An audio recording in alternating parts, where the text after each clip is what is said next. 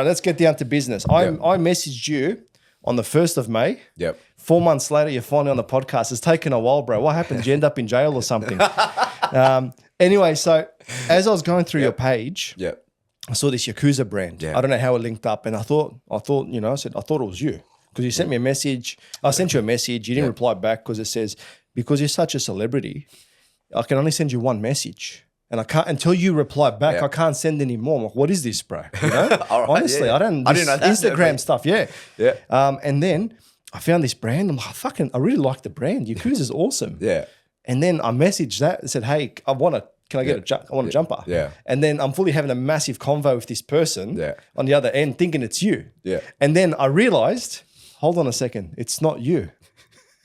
And I don't mean to say this, I don't mean all Asians look alike because you guys look very different. I have to put that out there. I'm the first to always say Asians look alike. All right? So don't worry. Similar. You guys look similar. Nah, but we all look the same, bro. We all come from the motherland of China. You do? Okay. Technically, we do. Yeah, fair enough. Okay, we're going to a history lesson. And then I realized, oh, fuck. And I said to him, sorry, bro, I thought you were Andrew Truong. Yeah. And he goes, oh, whatever. And I said, but I still want the jumper. I was like, fuck, bro. You know, so like, I thought it was you. I wanted to get one. But anyway, so Yakuza, mate, you're a supporter. He's a good bloke there. Now, Nick, you can take this to the other side and you can take it there because he doesn't like props on the table. This and that. Listen, we usually start off like just gently. We started off hardcore. So I don't know where we're going to kick into this episode. But anyways, Andrew, welcome to my podcast. Thank you for having me, bro. I finally made it 4 months later. Yeah, because we organised it a little while ago and then you lost your license. Oh, bro. What happened? Walk me through that, man. What happened there? So I lost my license on points. On my phone, speeding, points. Eventually, over time, it accumulated. And then one day, because my car is in my dad's name. So I still drove it. I still drove it to get to work. Yeah. But I didn't do anything stupid. I never go out on the weekend. I never do anything dumb. I just went straight to and from work. Yeah. I don't drink anyway. Anyways, one day I was just driving and Copper just seen me at the lights. He thought I looked suspicious. So he done a Yui, pulled me over. And then when I got pulled over, he's like, first question, are you driving unlicensed or suspended? And I'm like, yeah, I'm not going to lie, man. I am. And then fuck. Yeah, and then he gave me a fine. He's like, go to court, blah, blah, blah. And then I stopped driving completely. I'm like, yeah, you know what? I'm probably flagged. The paranoid me, the old criminal me was like, yeah, I'm flagged. That's it. It's done. Got to be a good citizen now. Yeah. I was like, look, I can't get in trouble anymore. I can't get any more fines. That's it. And then I go to court. My lawyer builds up a great case for me. He's like, Andrew, you work in the community. Yep. You're a youth mentor now. You have 3 jobs. So not only working at ConFit, but you do the charity work at the juvies, and also you're working at Plus Fitness. And you pay tax. I paid tax, Your Honor. I paid tax. I'm a good citizen now. Before, I didn't pay GST on the pills that I sold. I'm paying GST now, you know? 100%. I'm paying for it now. I'm paying for every single little detail. This is the most tax I've ever paid in a year. Good on you. And you have to, bro. Pay for a little while. Then after we can talk about other companies and we can go into a bit of how you can, leverage, shuffle around. Yeah. But for now, just fucking pay your dues, pay the bloody tax. The system, I'm paying the tax. All right? That's it. But anyways, so my lawyer builds up a great case. Yeah. And the judge...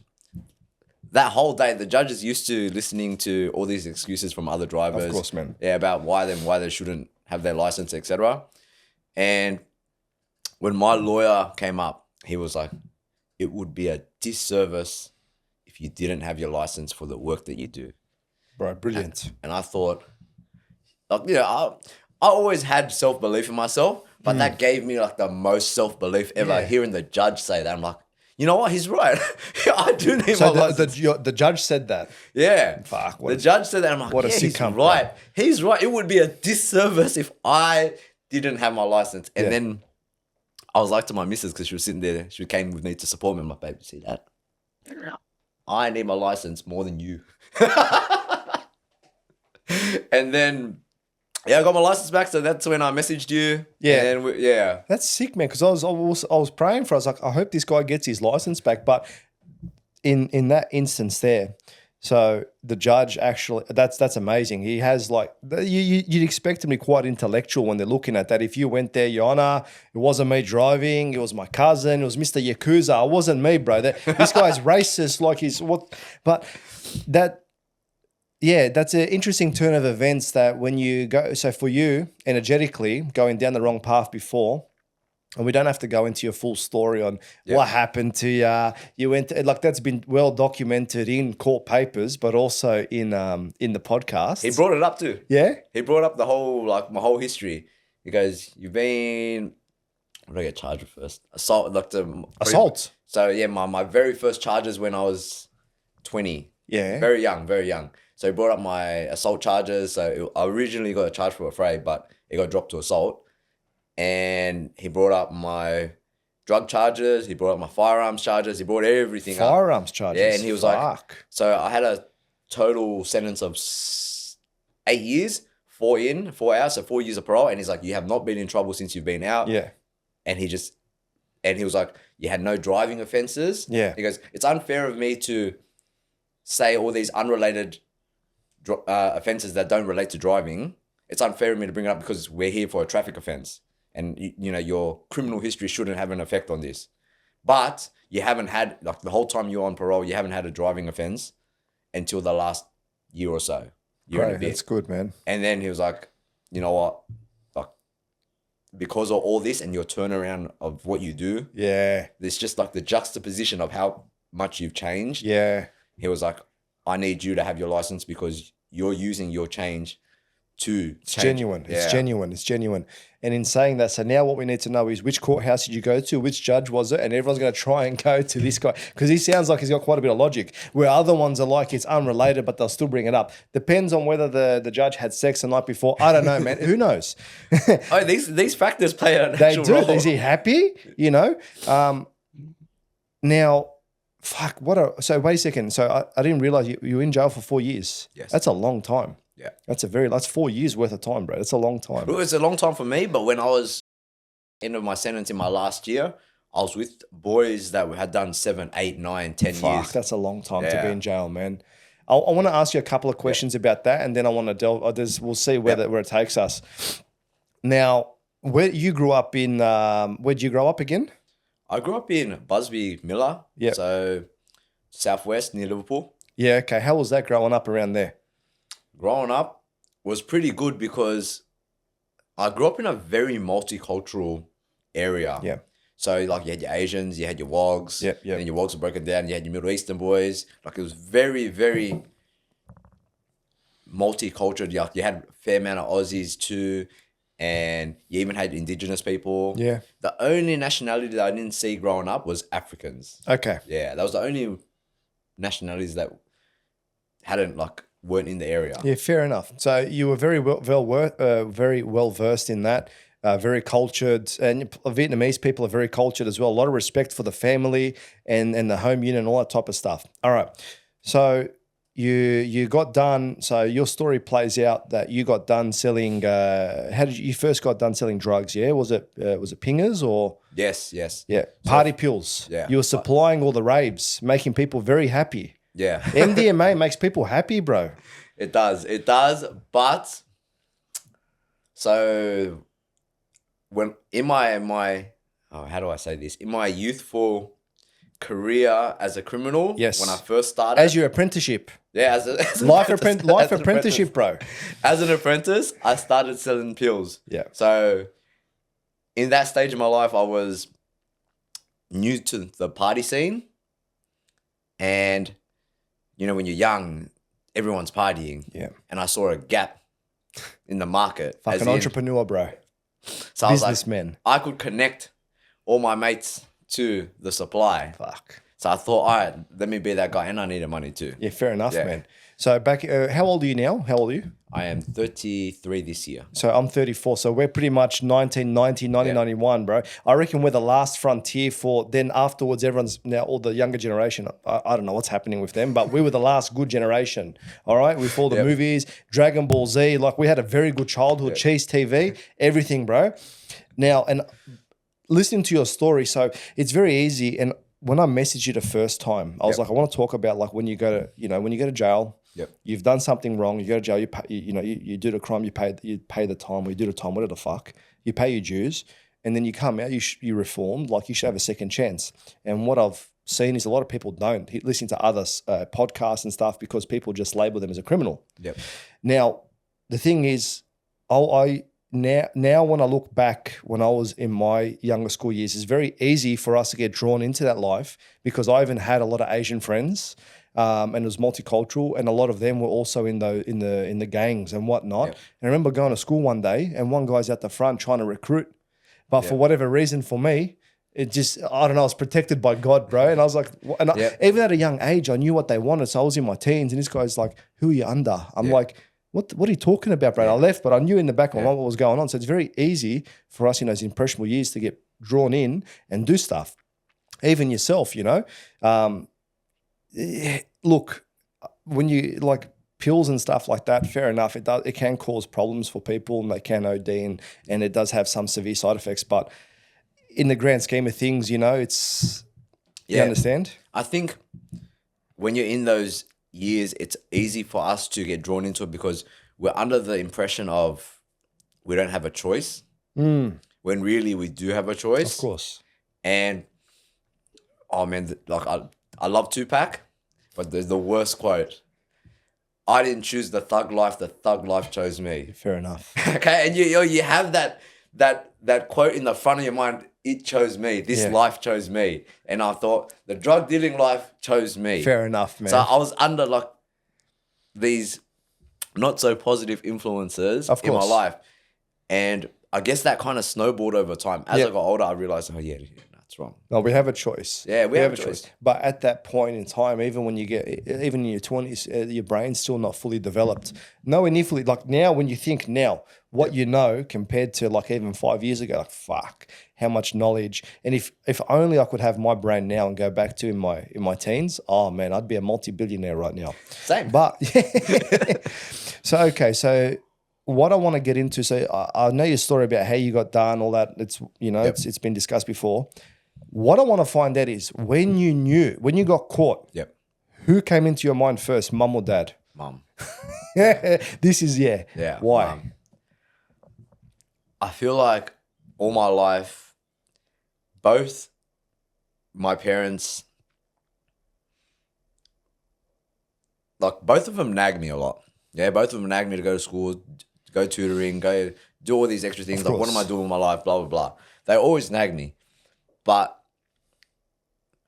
I don't know why. Maybe I should sit on this and think about it for a bit. That's okay. I'm going to reflect on this later. Reflect? I know it. Yeah. I know it because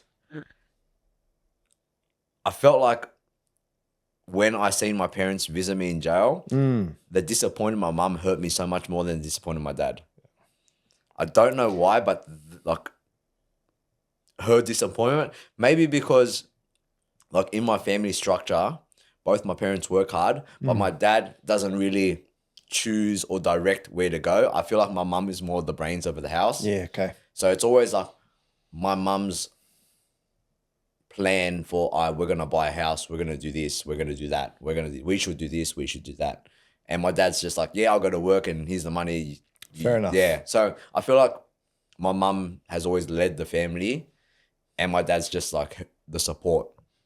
So I felt like I thought of her first when I got arrested. Okay. When you got out, when you were getting out of jail or when you got out, who's the first person that came onto your mind then, mum or dad again?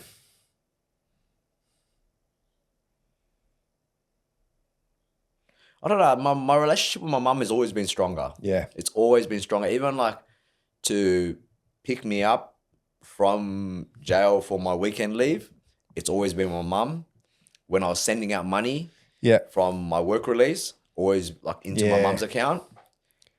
Yeah, it's always been my mum. Fair enough. The reason why I asked that is because I'm talking to some of the boys and the guys that we work with, and then these stories do come out. Like from it's usually family. How does what I've done impact my family? And obviously, your parents. They're your parents. They are everything. They created you. Now, it's interesting to see. I want to know like who's like for me. If I disappoint, my dad's my dad, but my mum, they will kill me. So that's what I wanted to find out, because also in one of the podcast that you were talking to, I think it was Gary Jubilee. Yep. Phenomenal detective. Now, the thing is, you made a mention this. I found this very interesting that your mum would have dreams. Oh, yes. Yeah. This is important because I have dreams as well. So I understand this stuff. So can we walk down that path a bit there? Like, did she, I can't remember now off the top of my head, but did she have dreams that you weren't doing the best things around? So what happened there? So the first dream was she saw me getting arrested. How long before? This was probably a month. Ooh. A month before. And every time that my house got raided, she had a dream about it before too. So my house, before I actually went to jail for 4 years, my house was raided twice before that. Fuck. So like they were always like, I was always on the radar. And then every single time my mum's dream was right. And then she always, like that built into her memory. And every time that it happened, she would tell me, hoping that I would listen to her because she's been right every single time before that. And I just never listened. Yeah, my mum. It's just a dream. It's hocus pocus garbage. Yeah. And then little do you know, I got arrested because I didn't listen to her.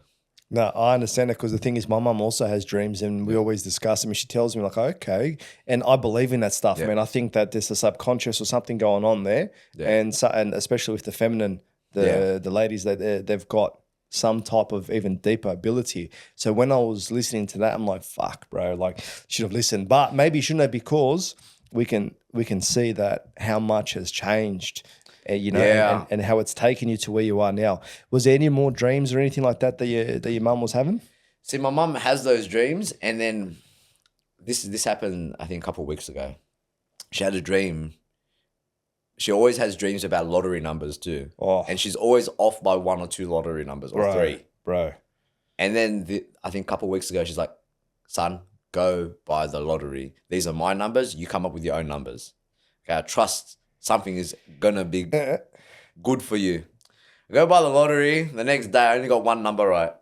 And I was just shattered. I was like, Mum, all your dreams have been good up until this moment. Why? But don't stop there. Keep on getting the lottery. I had a dream once that I won $2 million. Oh, yeah? Yeah, I'm like, bro, I'm going to keep on playing. I'm like, this is the time. This is the time. But I feel like if I was to win the lottery at a young, like when I was young, and even maybe even now, who knows what would happen to me, you know? I sort of needed to go down a path of learning how to structure my life and money. Otherwise, I probably would have ended up who knows where as well. Yeah, man. The statistics for people who win the money versus keeping it is very slim. So I'm glad that I've never been handed a lot of money, because when I did make a lot of money, now that I look back, fuck, man, I just blew so much money. I didn't know how to handle. I didn't have any responsibility. Now that I have money, like more money coming in, like I'm reusing it to invest in myself. Yeah, good on you. So I'm not stupid, and I always compare myself to my younger self. Man, I had all this abundance of money and I just blew it every week. How much? Are we allowed to know how much? I wasn't making that much. Like back then, I was like $3K was a lot for me for a week. $3K a week? Yeah, like $3K every week. Like profit was a lot, and I was cheering. It's not bad. Yeah, I was cheering. I was like, what was I? 23, 22? Like in uni, making $3K a week, cheering. The US government with their drug dealing makes a lot more than that, mate. So, you know. I know. And, you know, with inflation and the price of drugs lately, fuck. I don't know. I've never bought any type of narcotic, but that's the lawful term for it. I've never bought any drugs before. I've never done pills. I've never done cocaine, never done brown sugar. Yeah. You know, heroin. I've never done any of that stuff. Yeah. So I don't know why. I guess I've got quite an addictive personality, but mine was more like food and Coca-Cola and whatnot, which is probably at times even worse, you know? Can be, bro. Can be. Definitely can.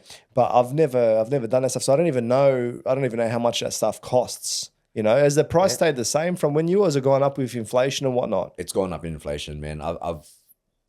Where like just barely incrementally. So like a gram isn't even a gram anymore. So when I was dealing, like when I used to weigh stuff, it'd be exactly a gram. Yeah, okay. It'd be exactly a gram. Now, like the prices have slightly gone up, but fucking what's going in the bag is a lot less. Crazy. Yeah. Right, fair enough. So it might be like 0.7. 0.7, you're getting ripped off. Yeah, you're getting ripped off. Getting Parental and no dose in there. Yeah, 100%, bro. Yeah, you're getting ripped like It's not even worth it to buy drugs anymore. No, it's not. And no one, the kids don't do it, all right? No, don't. You shouldn't. I think experimentation, but when you're older, maybe. You know, when you're younger and your mind's developing, it's not the best because you gotta let all the neurons and everything fire, and you gotta develop your personality. Now, when you're in jail, you had cellies, you had cellmates. Yeah. Was a toilet outside, inside the cell? Can you just? I'm keen to understand this. Like, sort of, if you needed to go to the toilet, did you have one there, or did you have to go outside? All right. So every jail was different. Yeah. But 90% of the jails that I was at, toilet was inside your cell. Fuck that, bro. Every morning, Sally would wake up, chuck a shit. Oh. Right next. And if you're on, most of the time, I was bottom bunk. But when I was on top bunk, it would stink even longer. That's crazy. Yeah. And the diet's not the best in there, bro. Fuck. So did you have something to cover you? Did you watch? You could see them wiping their ass? So when I was at Parkley, we were in a 3 out. So 3 people in a cell.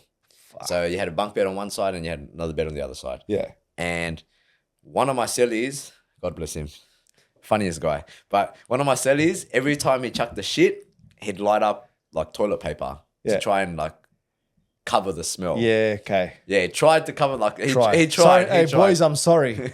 Yeah, he tried. But like, because I don't smoke, like just putting 2 smells that I didn't like together was just not great. Oh man, that's great. That's probably a massive reason why I don't go to jail. I can't imagine shitting in front of other people, bro. I can't do it. You got to do it, bro. Nah, bro, that's it. But the thing is, the trick with that one is like sort of the moment it drops, you flush. Yeah. So it just takes the shit, you know? So courtesy flush. Just bang, done. Yeah. Okay, boys, that's it. I've done what I can. But then just imagine you have now people like scroll. We always did courtesy flush. Good stuff. You don't want to hear it. Like the trumpets are playing. The reason why I'm talking about this, because I just cannot. That's for me is disgusting. I can't, and I don't know how hygienic that is. Like you sleep in there, and you got like at least have a door or something. But it is what it is. They're not there. I guess other people would have an opinion like we were in jail, suffer, but I don't think so. Like at least give us a door, something to go inside, you know. And then fair enough. And I guess the diet as well is a massive factor. If you have a good diet, it's not going to smell as bad. But when you got jail food, who knows, processed this and that. Everything's processed, bro. Everything's in a can. Yeah, really? Yeah. So what was it like eating inside there? What was the food like? So even the food, so you have 2 options, yeah? Uh-huh. Your option is what the jail gives you. And what the jail gives you is all of the... So the jail's like this multi-billion-dollar company. Yeah. Okay, business. Yeah, it's a business, okay? bro. It's a business. So up in Wellington is the bakery where they cook all the pies, sausage rolls, bread. They do everything up there in Wellington in a massive factory. Uh-huh. Inmates are the workers, get paid like probably $40 a week. Fair enough, all right. $40 a week, but they sell it as you get out of the yard, you stay out of the politics. Yeah. You do your time goes quicker, and you get extra $40 to spend a week. Yeah. All of the bread stuff made up at Wellington. And then it gets frozen, and then it gets sent to all the other jails. So the jails, they don't buy from outside. It's all in-house, and it's made by inmates at the cost of labor of $40 a week per inmate. So that's where all the bread is. In Bathurst, they have a lolly shop that does all the lollies. So what we do is, so I used to work in Bathurst lolly shop too. What we used to do is buy wholesale. Yeah. Massive couple kilo bags of, for example, crunchies. And then the inmates will sit there, have a little scale, scoop out crunchies, 200 grams. Sounds like they're putting all of the drug dealing stuff on the side and weighing and stuff to good use in there, bro. Yeah, what's going on? Yeah, pretty much, bro. Pretty much. Like, yeah. They've learned to, what's that word? Not abuse. Capitalize on our skills. That's interesting. Yeah, they capitalized on us. So yeah, that's where the lolly shop was. Yeah. And Silverwater would be the place that they'd make all the dinner meals. Okay. Yeah, so what they do is they have the dinner trays, cook it in a massive pot, whatever it is, Thai chicken curry, whatever, but it'd be a massive pot with like, by the time that it got cooked and it got put in the tray and then it got frozen, by the time it got to you, which could be weeks later, months later, it was like brown broccoli. Yeah. That's disgusting. Yeah, so that's the way it worked. You see, so that's the jail food. That's the jail food. Yeah. And then that's the food that the jail gives you. And then the food that you can buy on buy up every week. So every week you get like a a form that you circle what you want. Yeah. You get $100 to spend. I think they increased it to 120 because of inflation. But it was $100 when I was in, and it's like stuff that you get at the grocery supermarket, but nothing fresh or canned, packaged or canned. Did you want fresh food at that point while you were in there? Yes. So that's the way all the metropolitan jails were ran. Yeah. Okay.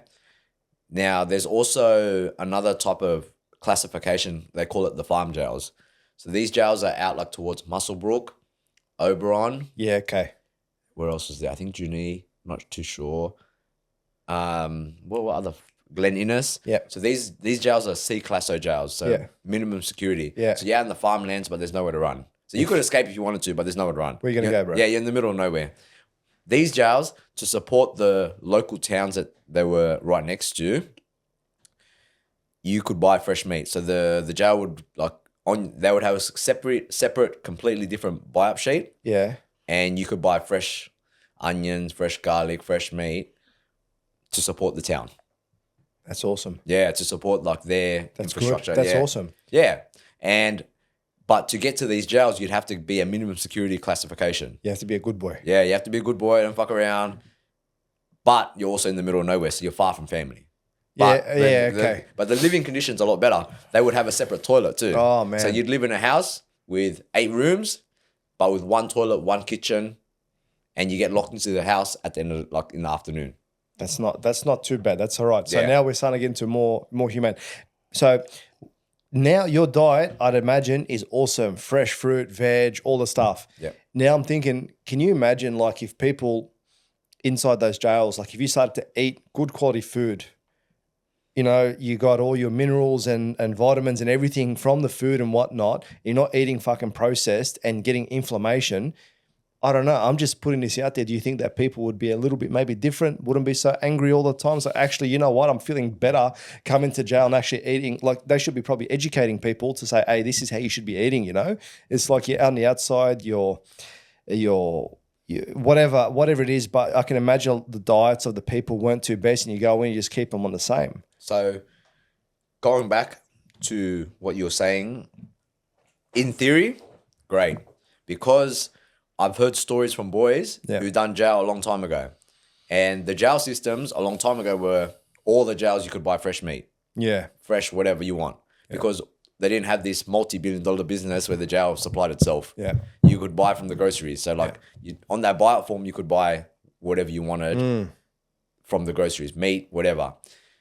And then the boys' theory, okay, so this is jail theory. The boys' theory was the officers were getting intimidated with the growth of the boys because you could also buy protein powder back then. Fuck. And all they did was training and had a good diet and they had no distractions from the outside. That's actually not a bad theory, man. That's not a bad theory. know, I was listening to someone it was a judge talk. He was I don't know where it was, probably on fucking TikTok or something. But anyways, it's like no, it was actually an ex-judge. The way he was able to discern truth and not truth is like sort of or whatever was. Does it feel true? Does it make sense? How does it feel to you? Yep. You saying that actually feels like, you know, that theory, I would agree to that. So like keep him fucking, fair enough.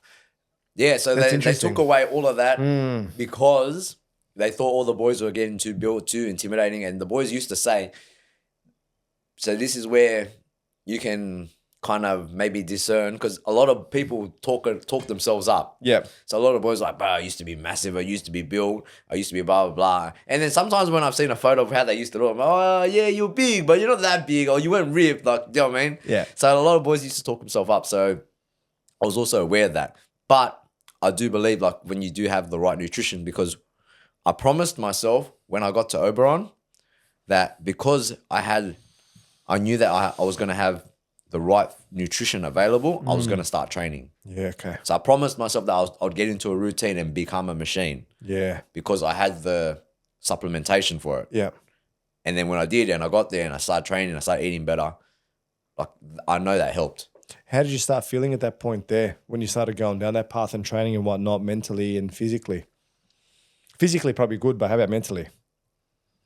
Mentally, I noticed the change in the way I looked at life, but it was very small. Like, because I had to physically see it first, it gave me self-belief.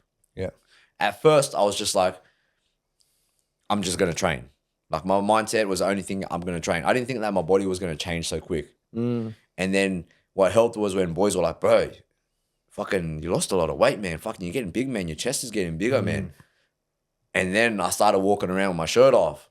And then when I got out and I started analyzing, how did the last couple of years get me from here to here? Must have been like the food. Like, the food, I was just eating really good and I was training really hard, and I was starting to realize, wow, so all these things do actually play a massive role. Yeah. And I done my last 2 years of jail without protein powder. Yeah. It was just eating like fresh food. Yeah. And I thought, okay, so no, that's all you need. You need a solid diet. Solid diet, bro. Yeah, solid diet and a consistent, relentless training routine. Interesting, man. All right. Yeah. We're going to be delving away from jail soon, because that's in the past now. But when you were there, like, I can imagine, was it intimidating? Was it scary? So, what am I, like 5'5"? I'm short. Jackie Chan, bro. You're all right, I'm short, man. They had to give me a booster seat. Yeah, Nick gave him a booster seat, bro. I felt bad. Stop giving people booster seats. So they had to give me a booster seat. Yeah, I'm short, yeah. So I already know that. That's all right. But you got a big heart, bro. It's all right. But when I went into jail, yeah, I've always known I had a big heart. Yeah, so I always known this. Even when I was training for boxing and Muay Thai, all my coaches go, but he's got heart. He does. He's got heart. You do have it. Yeah. Man. So I knew that I was physically disadvantaged, but I trained my mind to have this delusional self-belief that if I trained as hard as everyone, or if not the hardest, and I was the fittest bloke in the yard, I could go toe-to-toe with anyone. Didn't matter how big or tall you were. Anyways, because of that self-belief, every day I got up and I trained so hard, and I always tried to outcompete the biggest guys in the yard. Eventually, that built a very cocky ego attitude. Interesting. And eventually, I got checked one day. And then I fought this guy. His name is Josh. He's a friend now. He's actually a friend now. Me and him, we ran into each other at ConFit and we had a laugh about it. I apologized to him for being a... Okay, is he older than you? Yeah, I think he is. Just a little bit. All right, tell us why did it... Yeah. So Josh owns a successful clothing label now called Crude.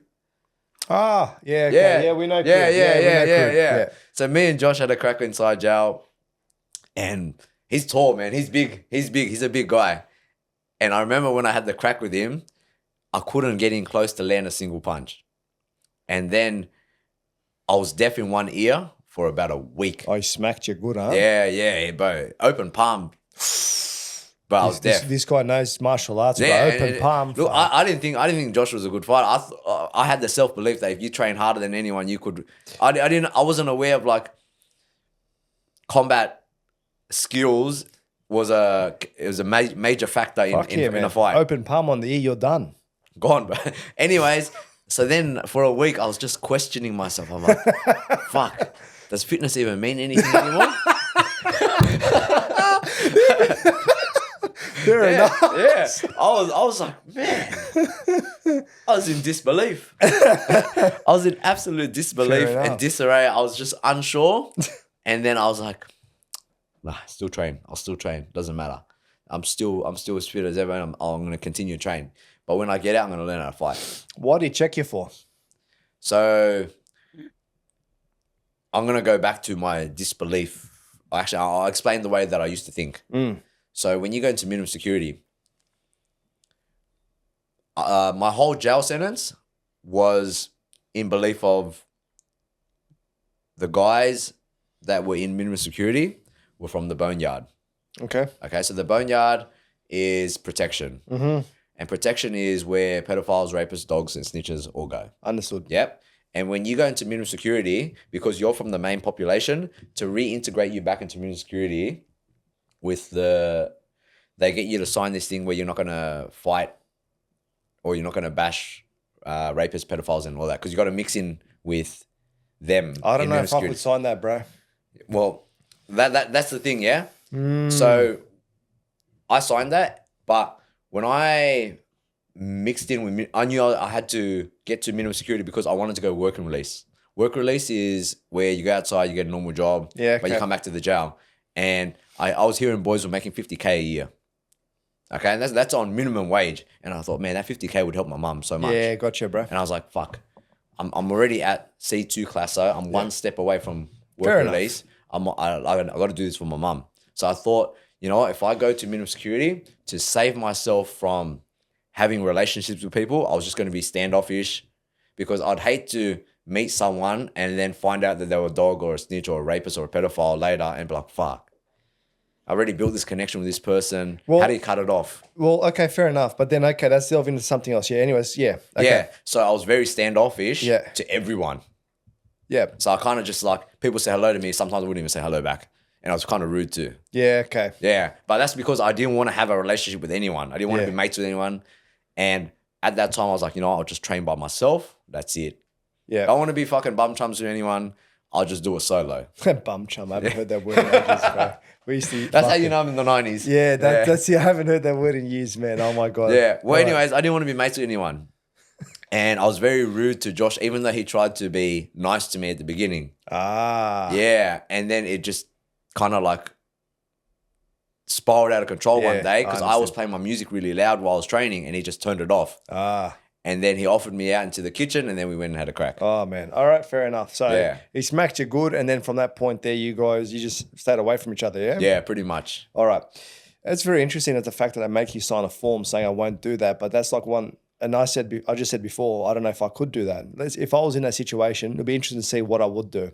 But to meet someone that's within that category, I don't know how I would react because, to be honest, those people for me are some of the filthiest people on the planet. But anyways, fair enough. So you went there, you started making 50K a year, you started helping your mum and whatnot.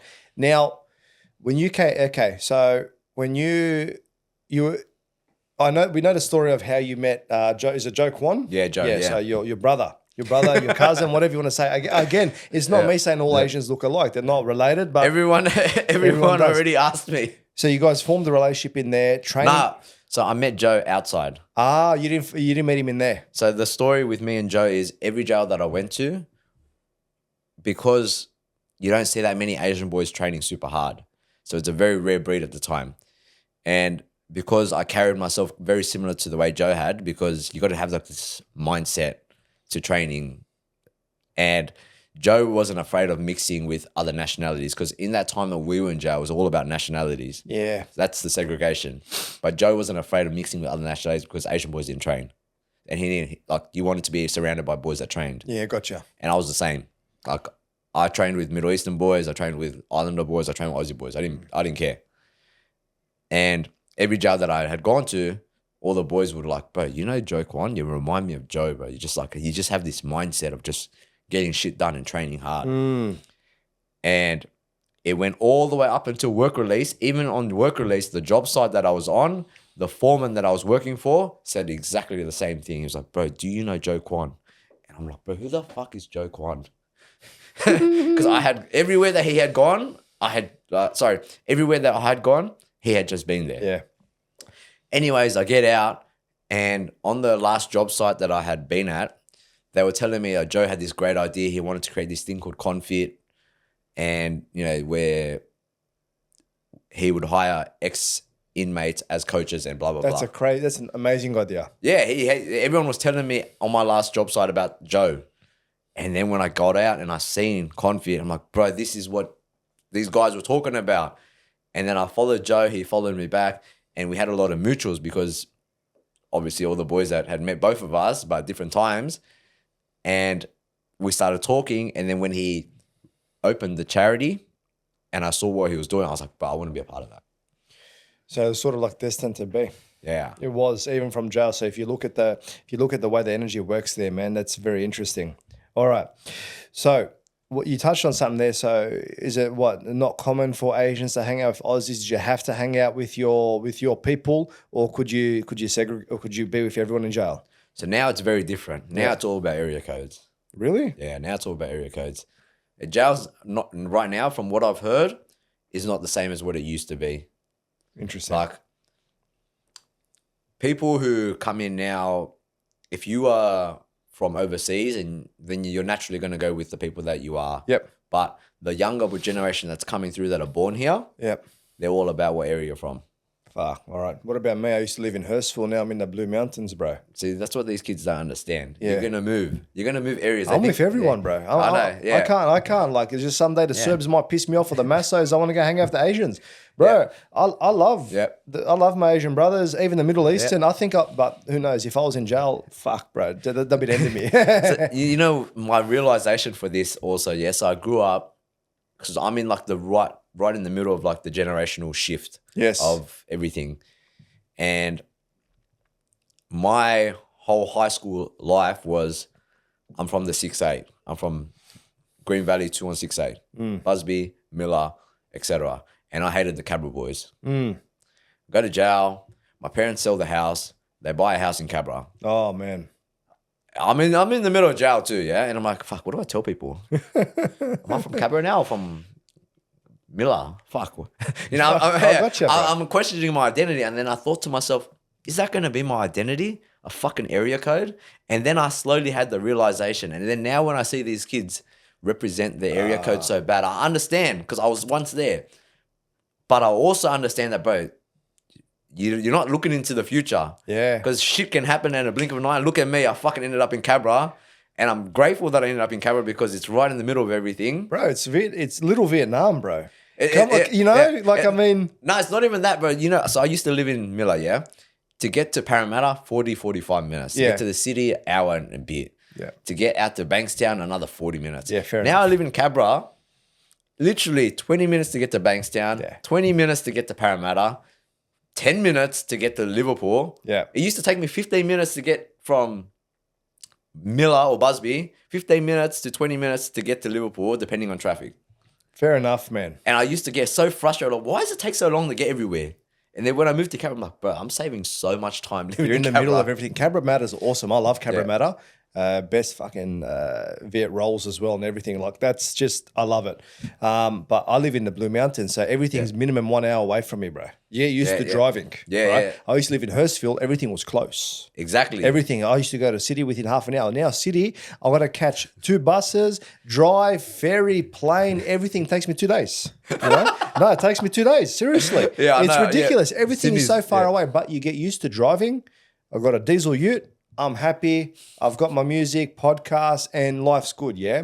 And you get a chopper, bro. That's it. Now get to the chopper. Now, one thing that you mentioned, which is when we get older, and we need to instill this in the younger generation, is you said kids these days. Yeah. We were kids as well. We didn't realize, but now as adults, grown men, we understand. Yeah. So it's sort of like even at work, and you got the younger generation, they're just talking about stuff. I'm like, bro, just wait till you get to my age and you start to understand. We're not I don't believe any of us are really adults in our 20s. We're still kids, man. Yeah, we are. Okay, we start to develop and mature in our 30s. Yeah. You know? It's very rare. Yeah, it is. So it's very interesting. And the fact, and we'll get into is the work they're doing, it's like this younger generation helping them so much to understand and helping them pull, because it's sort of like, life is tough. And when you're going through your mental changes and what you got, when you're going through all this stuff and you have to deal with your traumas and things, and life is unfair because of circumstance, it's not easy. But when you go through stuff and you've been through it and you're showing them, hey, boys, it's all right. Like just this is my recipe, you know, give it a go. And then, you know, you can help to change lives there. So amazing. So going from, I can't even remember what the hell, we're talking about jail. So you know what, let's leave the jail part behind. So you're done. So you're in there for 4 years. They gave you good behavior and you're out for 4 years on parole. That would have been fucking tough. 4 years on parole. Do you, what I understand is, so you got a criminal record now. Yep. That's with you for life. For life. That's it, for life. Have you found that that's a disadvantage for you at all? Yes. So doing everything, when I first applied to work at Audi, criminal history check, I had to write down every single little detail. Yeah. I was just lucky that my mate was the logistics manager of the whole warehouse. Yeah. So he had pull in the higher ups. If he wasn't there, would have you have got a job in Aldi? Probably not. In all honesty, probably not. But okay, so that's what I'm getting at. That's fucking shit. So you want to go get a job and you can't. Even pickpacking jobs, you would struggle. And when I applied so when my mum sold the recent house and I applied for rental at a new house, I asked for a criminal history check too. Fucking hell. Yeah, they asked for a criminal history check for everything. And I feel like it's a disadvantage, but you don't deserve that second chance. You got to pay that price. Fair enough. I agree. But if you work hard enough, you have to. I respect that a lot. So it's not you've done something wrong or in the eyes of the law. Fair enough. But I think, don't you think they're going to jail for 4 years? That's hard enough, you know. I feel like that's God's way of saying you don't belong there. If you can figure out a way to make a job out of what you've learned or what you've done, without going through the criminal check, there is other ways. There's so many other avenues in life where you don't need a criminal history check. Yeah. Like, why would you go into a job where you're going to work for someone else forever? Yeah, why would you go back into the system? Yeah, why would you go back into the system? Fair point. I like that. Yeah. So the more I think about it, I'm like, nah, God's putting these barriers to divert me. So did you believe in God while you were in jail? My first 2 years. So before I got sentenced, my first 2 years in jail, I used to pray every single day. You weren't so it took you 2 years to get sentenced. Yeah. Fucking hurry up, boys. Just sentence me already. Fucking hell. I know. The system's slow, man. All right. So first 2 years, pray every night. Morning and night. Okay. I remember my prayers every morning and every night. I used to ask God, watch over my friends, family, and loved ones in our health, safety, and well-being and our travels. Please just continue to look after one, but I promise that I'll be a good person if you look after everyone. I promise I'll do better. Okay? Anyways, come sentencing time, I kept asking God, please give me a good sentence. Please give me time served or something real light, like nothing more than 6 months left, just something close. Mm-hmm. I get sentenced and I get an extra 2 years on. Okay? Judge didn't get sex that night, unfortunately. Unfortunately. Fuck. Anyways, so I'm thinking, I'm like, I got another 2 years. I already done 2 years. I got 2 years to go. Fuck, that's tough, man. Yes. I was frustrated. I was angry. And then I just stopped praying completely. Completely. I was like, I don't even trust God anymore because I asked for it and then... Didn't get it. Yeah, didn't get it. Anyways,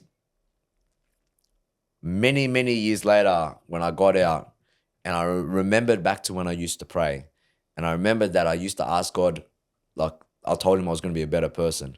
But I wasn't going to be just a better person overnight. I had to be a better person in the extra 2 years that he gave me. That's very smart. Those 2 years that he gave me was when I actually started training. I got to Oberon. Interesting, man. I remember telling myself that when I got to Oberon, I was going to train harder because of the supplementation, the good foods. And in those 2 years of training was what completely diverted my life into the path that I'm on now. Yeah. Completely changed the way that I thought, the way I looked at life, the way I approached life. Everything that I did in those 2 years made me the better person that I am today. Everything that I asked for in God, I realize now he didn't give me what I wanted. He gives me the path to get to. He gives you what he wants, bro. Yeah. What you need. Yeah. Just like a good parent. Yeah, that too, yeah. Honestly, yeah. So the what I asked for, he gave me the path to get there. He gave me that path, that 2 years of relentless training and learning about diet and nutrition and understanding about people. Like, I think that fight that I had with Josh, he gave me that too, to put me in check. Like, I genuinely think everything that he gave me was for a reason. And even now, now that I go to church, like, even though I get frustrated at times, I still think back, nah, this is God's way of saying, this is not for you. I respect that, and ultimately, man, that's pretty powerful. That's extremely powerful. Because when I pray, it's not like, I don't ever say, if you do this, I'll do this or whatever. I just purely say this is what I would like, but I understand that your wisdom is much greater than mine, the ultimate. Yeah. Just guide me. Guide me wherever you want me to go. Whatever you want me to do, just show me and guide me. And then I look for the signs. But listening to what you're saying there is getting me a little bit. It's quite beautiful. Because it's extremely important to see that change from being so young in the mind and then actually during that time listening to you talk, seeing how you change and shift to becoming all the wisdom. So now, so we're talking outside, and I said we'll save it for here. So basically, going to church now for the last 6 months or whatever. Yep. So just walk me through that story there. So I've come to the realization that God is real because I wouldn't become the person. Because I just remembered that my prayers were answered with the path that He gave me. Because I remember praying that I told Him I'll be a better person, but He gave me the path. So then I'm like, nah, God must be real. And at that time, people were telling me to come to church, come to church, come to church, come to church. And I always knew that God was real, but I just didn't like feel the need that I had to go to church. Didn't really understand it.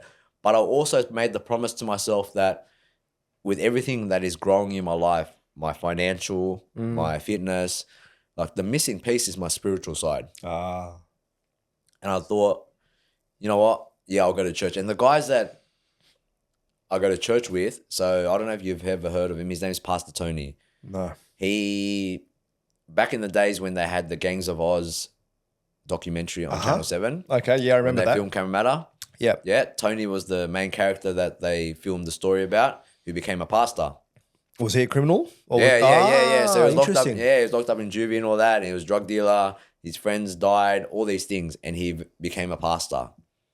Crazy. And the guys that mainly go to his church are all reformed ex-cons. Amazing, bro. So I feel a sense of belonging when I speak to these guys, and they just kept telling me, trust me, man, just come to church, man, come to church. All your prayers will be answered. And because I'm going through a financial hurdle right now with the goals and how ambitious I am, like I feel so stressed all the time. Yeah. And then when I went to church, all that stress got lifted off of me because I feel like, yeah, God's given me this path too. All this stress that I need to go to, I need to learn how to handle and manage this stress because I'm asking for this financial freedom goal, but to be financially free, you need to know how to handle and manage stress because all these problems are going to occur. That's true. And you need to have these skills equipped for that stage in your life. Yeah. And I feel like, yep, that's it. I'm just going to trust in God.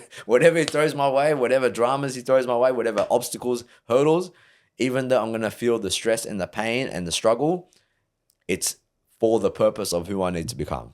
I agree with you 100%. And it's already been demonstrated once before. So don't contradict yourself and say, oh, I don't believe it anymore. No, so hold on a second. Where I was, where I went, and where I'm going, hold on a second. It's okay. And then you make your goals, but you always got to allow for whatever path, because sometimes we don't know. Like you could go down something, say, I want that, but then you'd see that, or you want to buy into a business, you think it's going to be the best thing in the world, but then you don't do it because something stops you, but you thought it was the way, and then that business crumbles, so you would have lost all your money, or who knows what would have happened. I'm just giving a very easy explanation on that, but we don't know what's going to happen. So we have to trust and just go for it. But the biggest thing is, and I believe in this life, is faith, to learn faith. And it doesn't matter about all the other things. It's having faith and this beauty in something greater than us, and that's the most important thing. And the belief in ourselves, because God is not different from us. God is within us. So if you want to get to know God, get to know yourself. And that's a big thing that we should be teaching these younger generations. And even the older ones are in jail, it's like brother, sister, whatever, get to know who you are and accept who you are and love who you are. Once you do that, it's like, okay, you understand who you are, how you work, and then you can continue in life. And I think that you went through a big part of that in jail because you're like questioning everything. You're slapped in the head. I'm questioning my fitness. Relax, bro. Like the guy's a better fighter than you. You have to learn how to do kickboxing or something. Do a block. Yeah. So but if it wasn't for that fight, I wouldn't have gone down the combat route and learning how to fight. And I learned so much more about myself in a fight camp than I did in normal training. That's very important. All men need to know how to fight. I'm going to go back and start doing karate. But all men need to know how to fight. It's very important. It's within us. We're warriors. Yeah. And that's crazy. You know what? We'll get this Josh guy on the podcast. I want to hear a bit his perspective on slapping you in the head, bro. He's probably saying this 5-foot Asian walking up to me. He's fucking takes him out. So, all right. So now God's a massive part of your life. He is. You know what? I'll quickly tell you another story that happened yesterday. Please. So ConFit gym is closing down. Yes, unfortunately. Yeah, unfortunate. So I needed to find another place where I could run my face-to-face clients from. Yeah. And a new gym around the corner called The Compound from my house is opening up. Yeah. And it's a bodybuilding style gym. Uh-huh. And this year I set myself the new goal that next year I'm going to step on stage for bodybuilding. So that's my next. And I thought, this is the path that's aligning for me. Cool.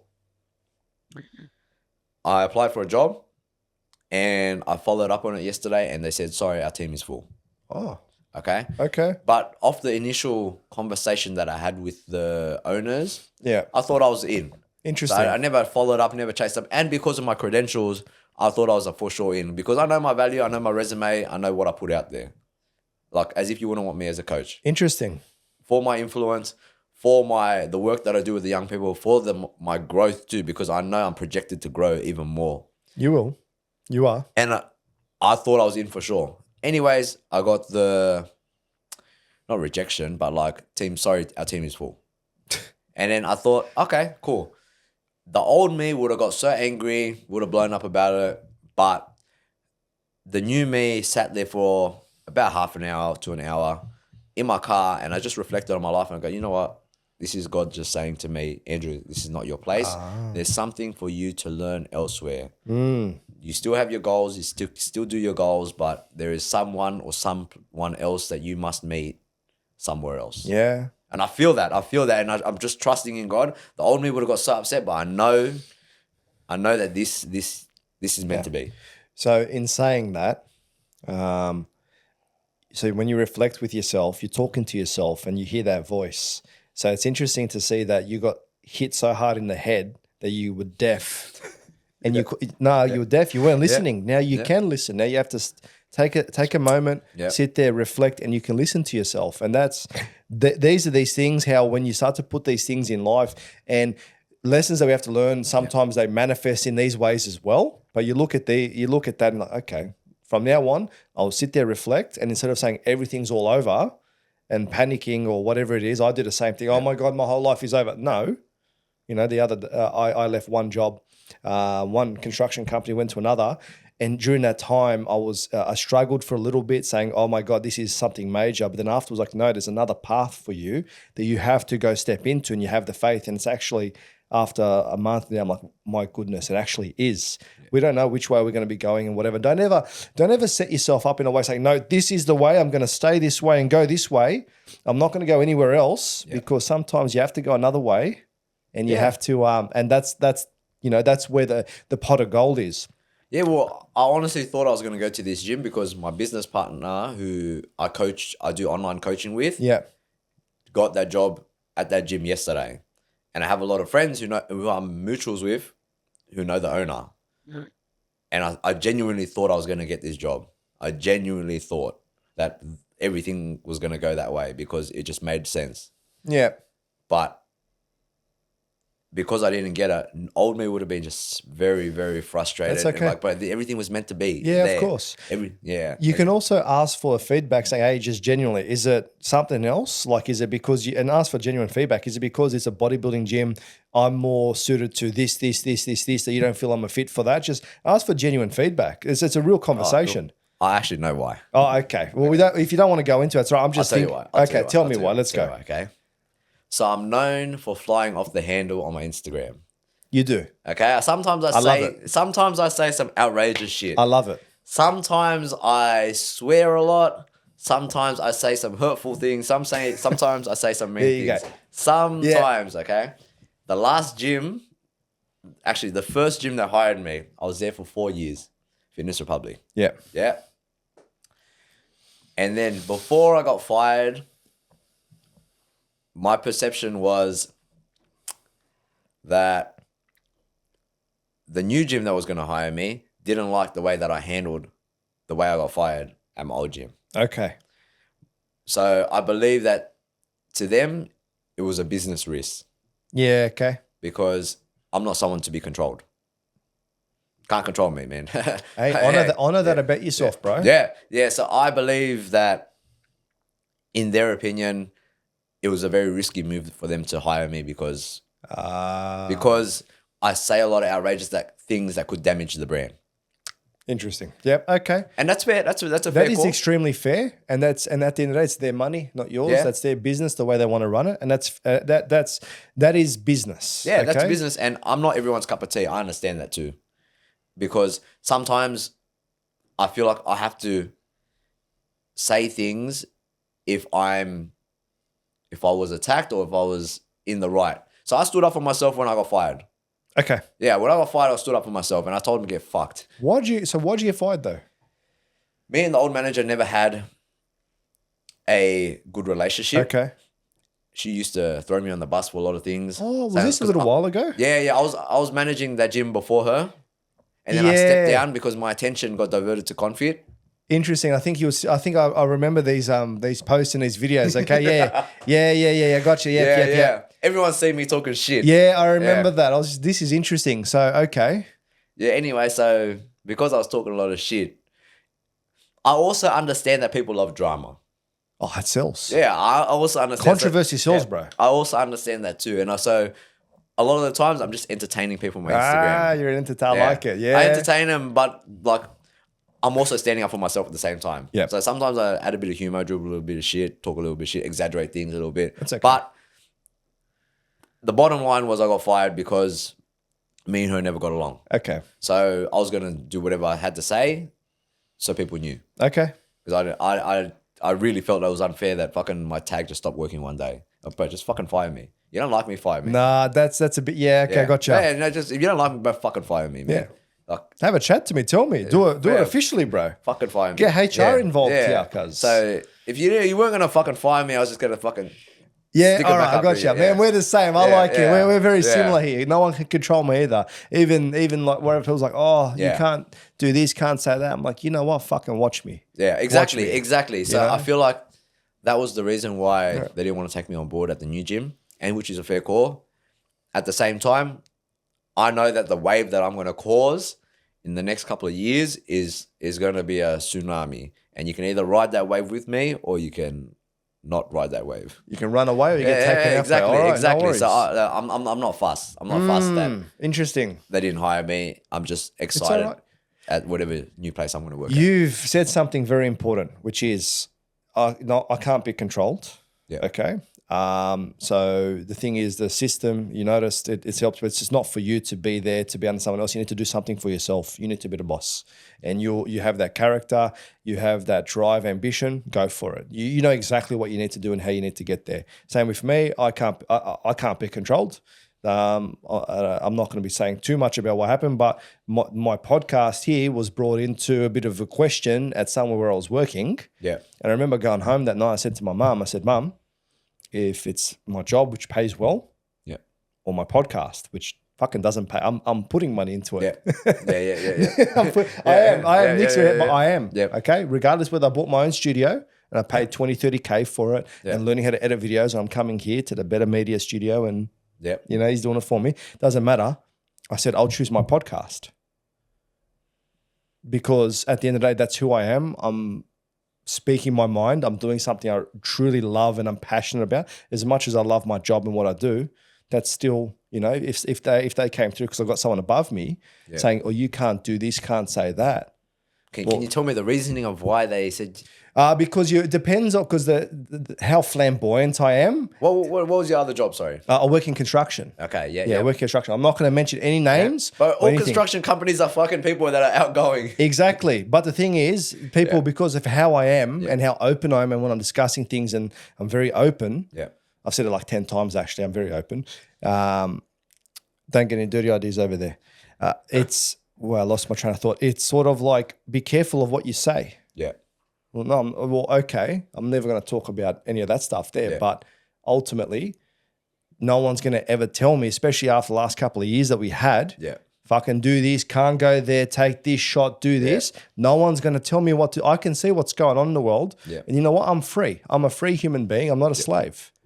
So within the bounds of, obviously you're getting paid by someone, you have to respect that. That's fair enough. But once on my terms when I'm coming here, you can't tell me what to do.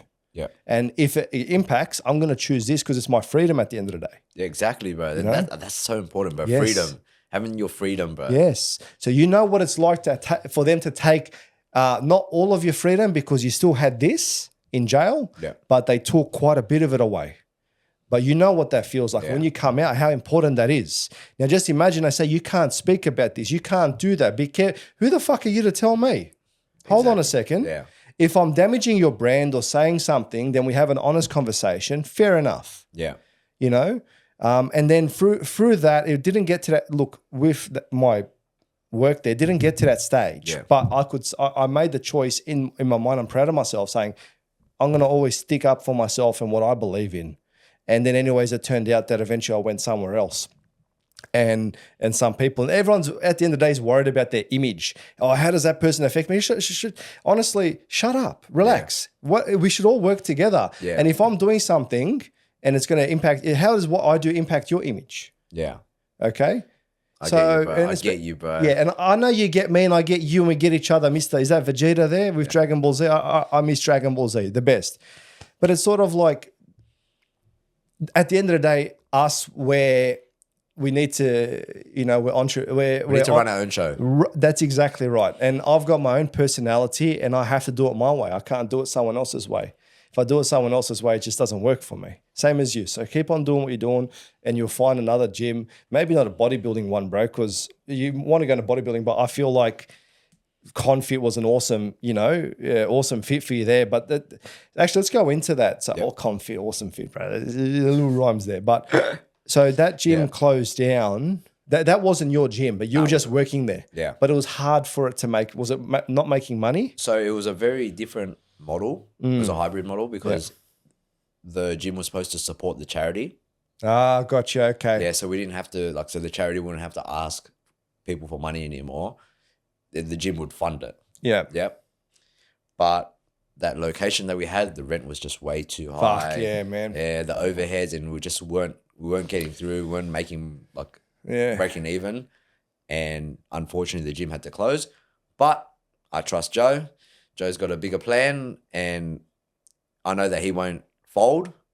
No, he won't. Yeah, we're just going to divert. I've never met him. I've seen, obviously on Instagram, I've seen his photos. Bro, of course. But and you can see it in his eyes. Yeah. You can see it in him and who he is. He's, let's say, he's someone that you can trust. Yeah. Okay. And he backs himself.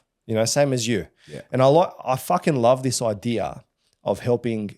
I don't like saying the word convict, but anyways, Akon made a great song about it, so it's all right. But like ex-cons or people that have we'll say convicts, doesn't matter. Yeah, just like convicts, bro. Yeah, cons, bro. Criminals. Australia was built on fucking convicts. Yeah, I know, Let's actually get down to the base of it. Australia was built by fucking convicts, and now we're going to say, oh, you're a convict? It's like, fuck yeah, bro. You live in the convict society. Like, we built this place. Built on the backs of cons, bro. That's it. So everything's built on the backs of cons, mate.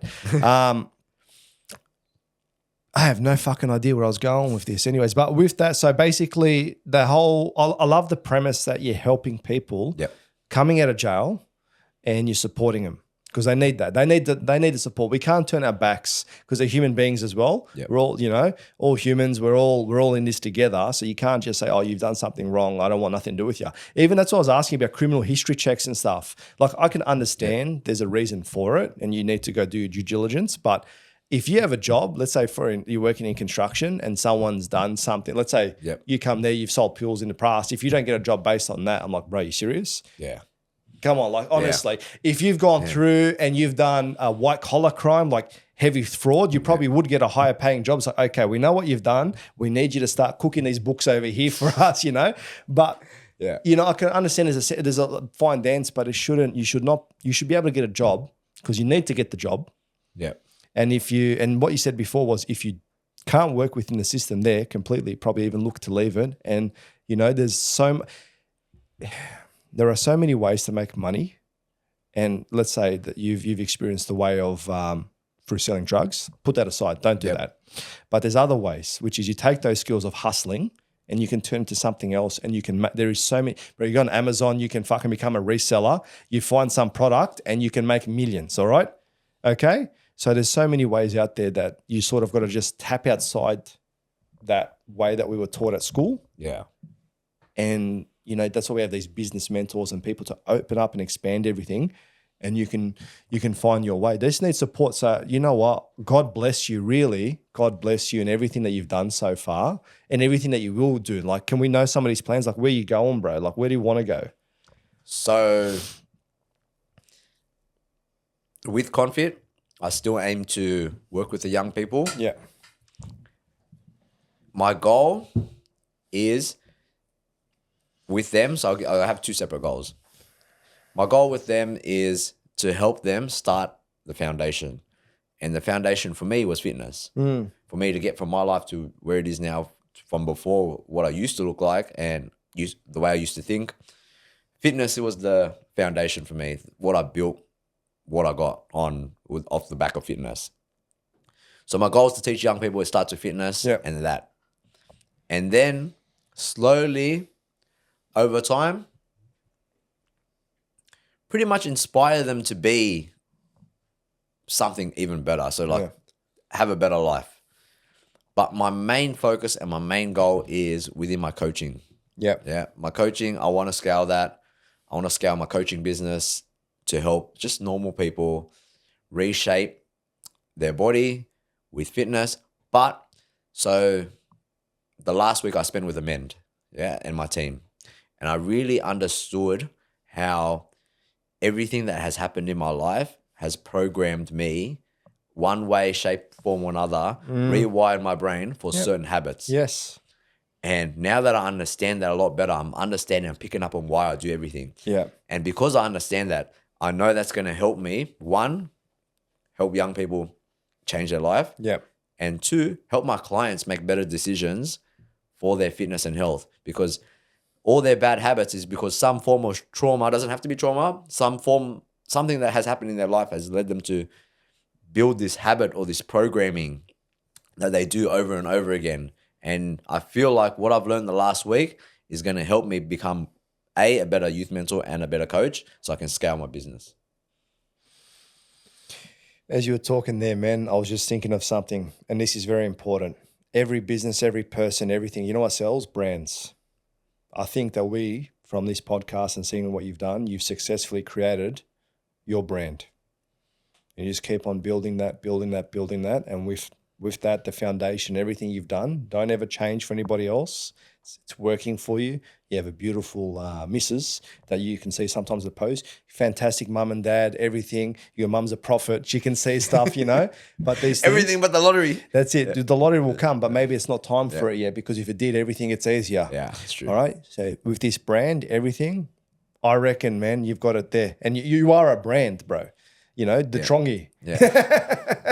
Well, that's what sometimes they used to call me in jail. Yeah, Truong. Yeah, I was calling you Truong in my head. I'm like, oh, maybe I'm not in his hood, or I'm not a part of him, bro. He's gonna, you know, he's all good. Me. Nah, that's all good. But honestly, God bless with everything, man. And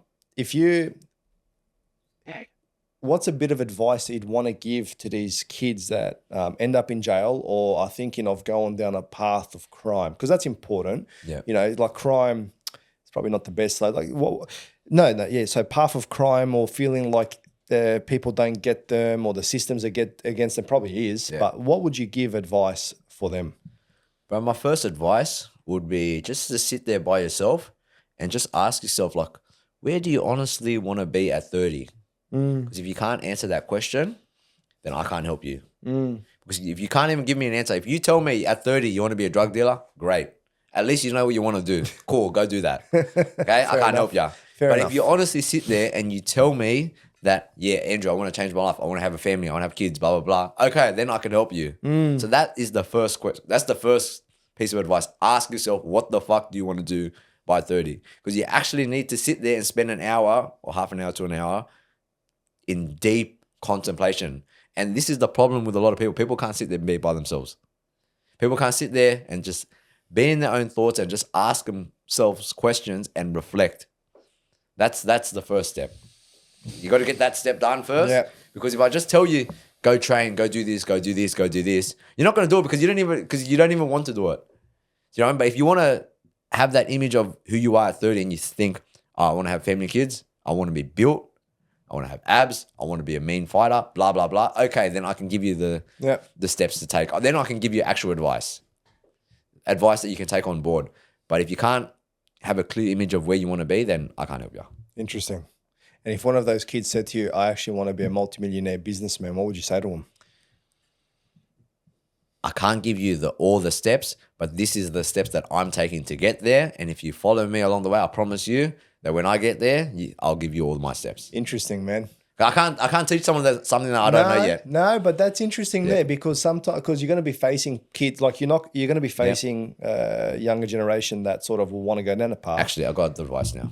Yeah, tell me. My advice would be invest in yourself. That would be my advice. You were saying that before. Yeah, because that's what I'm doing now. I'm investing in myself. Like every bit of extra money that I have, I'm paying for courses, mentors, etc. Because I know that that's something that if anything ever happens to me, they lock me up or whatever, it's something they can't take away from me. Yeah. God bless that. But also, you know what? Every tall skyscraper has solid foundations. You need to find your solid foundations. These are mine. Training. This is how I did that with you. Put training in there, nutrition, have a solid base to work from, and you can go as tall as you want. And no one will ever be able to take you down. Only God. That's it. That's it. You know what? Yeah. Based on that, like I think we've wrapped it up. But where can people find you? What's your socials and what do you like your business at the moment? You're doing PT. Like what are you doing? So we can just talk about that so people can. All right, so I'm doing a bit of everything. Yeah. The youth mentoring, still with ConFit. I don't want to do too much of that. Like I don't want to talk too much about that because I keep getting in trouble for being outrageous. That's okay. Yeah, I keep getting in trouble for saying things. Like sometimes I swear into my camera and I'm meant to be like, I swear into the camera because I'm talking to young people. I'm talking to the younger version of myself. And that's the way I used to listen to things. Someone's swearing at me. Interesting. Yeah. And I get in trouble from people who are like fucking suits and shit, telling me off.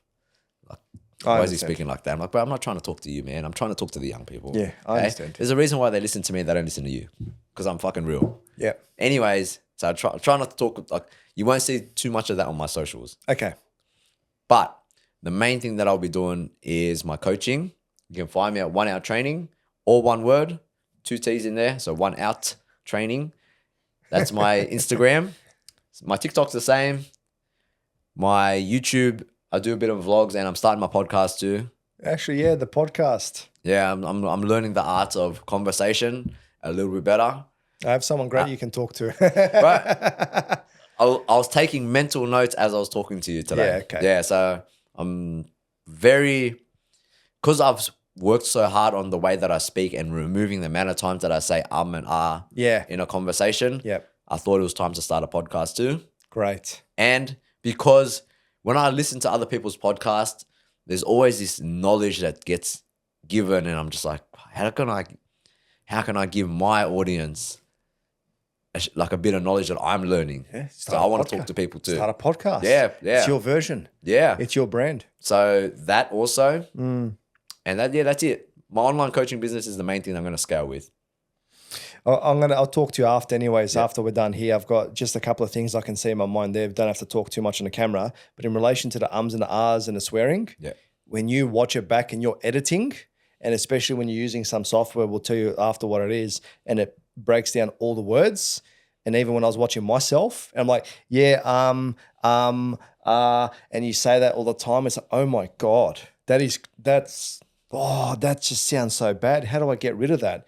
But what I realized with myself was when I'm talking to people just in general, it's not there. But when I'm thinking a lot and I'm trying to create see where I'm going, my mind's going into the future to get whatever it is, and it comes back and I lose myself and I'm trying to process everything, I say it a lot. So it's like, okay, just slow it down. Just, and then instead of using those filler words, after a while you start to, but you see how I'm thinking now. But with those filler words, you start to replace them. And what you can, and the biggest thing is when you do like public speaking is pause. Yeah. And you hold it and don't use those filler words. Just pause and think. And it just creates such power because you're in control. You are in control at that moment. People are listening to you. And a lot of people that say, oh, I don't like public speaking. I don't like to give a speech. just you're in control. Everyone there wants to see you succeed. So just believe in yourself and take your time, and it gets there. But yeah, with the swearing, bro, we got to cut it out a little bit because it's a bit, we can't go too corporate, but don't lose who you are ever. And just be you, and life will work out, and God's always going to be with you. God bless. I want to come to that church. I want to meet that pastor. I want to hear the sermon, or I don't even know, because it's very different to like Orthodox church where the priest is singing the whole time and doing prayers and whatnot. So it'll be interesting to see how that works. It's a Pentecostal church. A Pentecostal church? Yeah. No worries. All churches. Anyone that believes in God in a good way. Yeah. I think I had an episode the other day with a lady. She was when she was younger, she was in the Brethren, and sort of like they were telling her she wasn't good enough. So that type of stuff I'm not into. Oh yeah, I've never heard of those before. Yeah, I don't. Yeah, maybe some brethren will probably come and puncture the tire on my car. I don't know, or they might want to come on the podcast. We can have a chat. Anyone that wants to talk about God's always welcome, because that's a conversation I'm always willing to have. But God bless you, truly, and I'm glad to have met you. Finally, you came after 4 months of me trying to find you, and I'm getting mixed up with one Asian to another Asian. This one here. At least now I've got the Yakuza brand, and you just don't stop and never stop. And, life's going to get tough, bro. But, 4 years in prison. Soldier on, bro. That's it, brother. Hey, thank you very much for coming on, man. God bless you. Thank you for having me, bro. Appreciate it. God bless you, man. All right, everybody. Thank you for another episode. And you know what, bro? Let's go grab some burgers, huh? Let's go. Let's go grab some burgers. Go get something to eat. Nick, you paying? Nah. Goodbye, everybody.